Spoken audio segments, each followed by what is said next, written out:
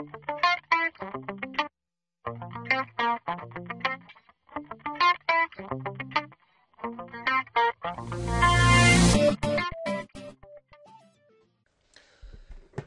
les priorités avec Repman, c'est la gestion des tâches. C'est un des aspects les plus importants dans Repman. Et je fais cette petite vidéo pour pouvoir faire le tour rapidement de ce que vous devez faire en priorité lorsque vous avez Repman. La première étape dans Repman, c'est de comprendre que dans chacun des dossiers clients, les tâches sont spécifiques à un individu, à un client.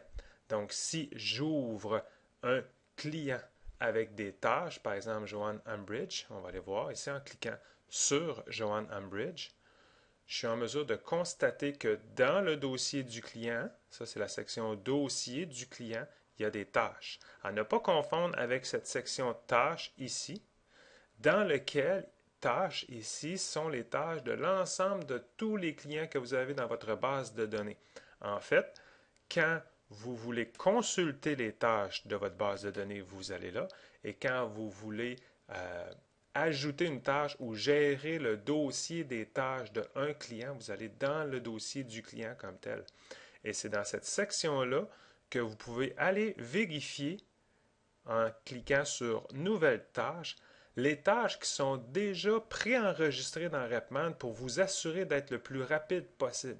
Vous devez avoir dans la section Objet ici, en cliquant ici, les tâches qui pour vous ressemblent. Il y a une panoplie de tâches qui ont été créées. Quand c'est marqué tout le monde, ça a été créé par notre système à nous. Ça ne veut pas dire que vous aimeriez, que vous aimez cette tâche-là. À vous d'en faire la liste de celles que vous voulez conserver. Prenez un petit papier et allez mettre ça sur celle que vous voulez conserver. Ou tout simplement, moi, ce que j'ai fait personnellement pour pouvoir faire le ménage des tâches, vous allez dans Initialisation Options, très important. Dans la section Initialisation Options, vous avez la section des tâches et vous allez être en mesure de gérer d'une façon individuelle chacune des tâches. Est-ce que vous voulez les voir, oui ou non? Dans la section Modèle de tâches ici.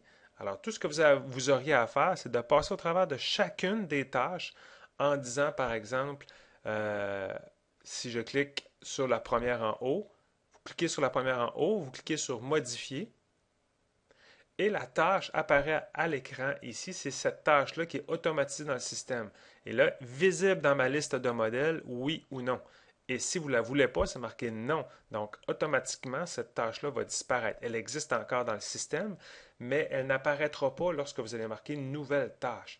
Et c'est ce que vous devez faire en priorité pour vous assurer de faire le ménage des tâches pour aller chercher de la rapidité et d'être en mesure de pouvoir surtout que votre base de données vous ressemble le plus possible.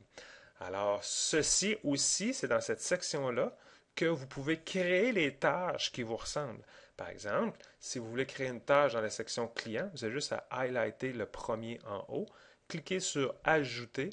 La tâche va apparaître à l'écran, qui est une tâche blanche, là, vierge, et vous allez marquer ici, ceci est une tâche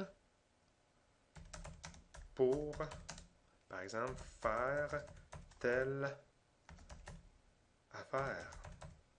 OK? Auto-compléter, ce que ça veut dire, c'est une fois qu'elle va être créée, admettons, dans votre liste, dans le client, est-ce que vous voulez qu'elle soit cochée en disant effectuer le moment où vous allez remplir ou c'est une tâche qui va demander un suivi dans le futur? Par exemple, si c'est un résumé d'une discussion téléphonique, normalement, ça a eu lieu. Si c'est, par exemple, et si ça a eu lieu, vous marquez auto-compléter. Si c'est une activité dans le genre sollicitation suite à une référence, il se peut que cette référence-là ne réponde pas au téléphone et que vous dites message laissé, par exemple. Et à ce moment-là, ça serait une tâche non complétée parce que vous voulez avoir un suivi dans le futur en disant OK, j'ai laissé un message aujourd'hui. Est-ce que dans mon processus à moi, quand je laisse un message, je rappelle le client la semaine d'après, le 3 jours après, 2 semaines après ou n'importe. Et c'est vous qui allez décider dans votre processus qu'est-ce que vous allez faire. Et c'est important que la base de données vous ressemble. Fait que si, admettons, par exemple, je mets laisser OK. Message laissé, suivi à faire, par exemple. Et là, que auto-compléter, non. Active, oui. Conserver l'historique, toujours. Le rappel, ici, qui serait automatisé. Combien de jours après la création? Ça serait ici que vous dites, OK, c'est 3 jours après la création, je le rappelle, ou c'est 48 heures, ou n'importe. Donc, je lui ai laissé un message en indiquant, puis là, ça serait le résumé que vous pourriez marquer tout simplement après. Enregistrer et fermer, appliquer, OK. Et à ce moment-là, on va retourner dans le client, on va laisser la base de données travailler.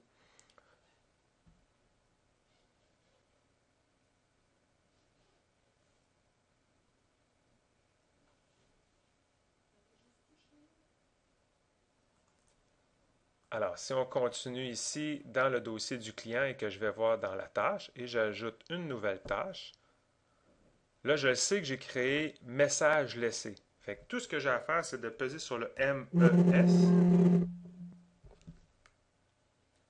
et on voit ici message laissé au client. Puis là, moi, j'avais marqué avec suivi, le message suivi à faire. Et là, vous voyez ici, je lui ai laissé un message en indiquant que j'allais le rappeler. Là, c'était la rappeler, là, mais le rappeler un moment donné, ou qu'il me rappelle, ou telle affaire, ou n'importe. Et à ce moment-là, vous enregistrez. Et le suivi ici est effectué automatiquement pour dire que jeudi, ça, c'est non complété, et j'ai un suivi à faire avec Joanne Bridge. Très important de pouvoir créer ces tâches-là pour qu'ils vous ressemblent, pour aller chercher de la rapidité et de créer de la business avec ça.